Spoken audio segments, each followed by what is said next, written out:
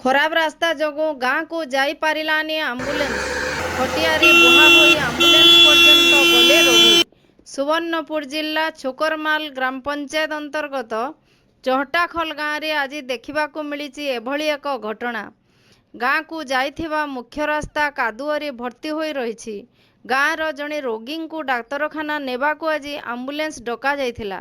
हेले खराब रास्ता जोगु गाँ को आम्बुलेंस जाई पारि नथिला। फलरे रोगी को आम्बुलेंस पर्यंत बोही करी आनिबाकू पड़िथिला।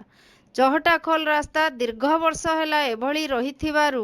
बारंबार ग्रामवासी सरकारी अधिकारी एवं राजनेतांको अभियोग करि आसुचंती, हेले गाँ रास्ता केबे भी सुधरी पारि नथिबारु हैरान हेउचंती लोके।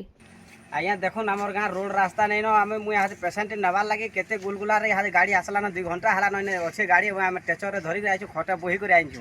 आर इटा रोड रास्ता नहीं हवा बोला आमे केंदार चलमु आज्ञा चहटाखल ग्राम रे रास्ता नहीं नो एदे आज 5टा 7टा इलेक्शन हला न के रोड रास्ता नहीं नो आर माने एम्बुलेंस वाले भी हमको सहायता करछन आ यहाँ आमे 10 लोग 12 लोग देखुन एदे धरी कर आइछे आर तेने जाक मुई पेसेंट आनी छे ब्लॉक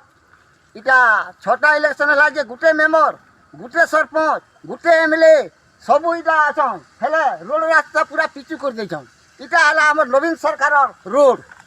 इटा देखन आज्ञा माने आरो भल करे गाड़ी मोटर नो सल्ले सुल्ला पड़बे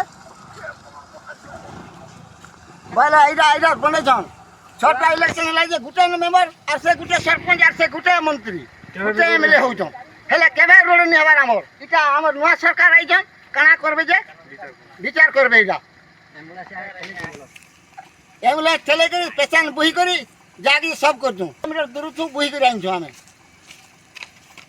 एंता इटा मेंबर सरपंच होइछन आर रोड रास्ता करछन चहटाखल गाँ के आम गाँ मनुष्य नहीं बोली एंता भावुछन इ माने।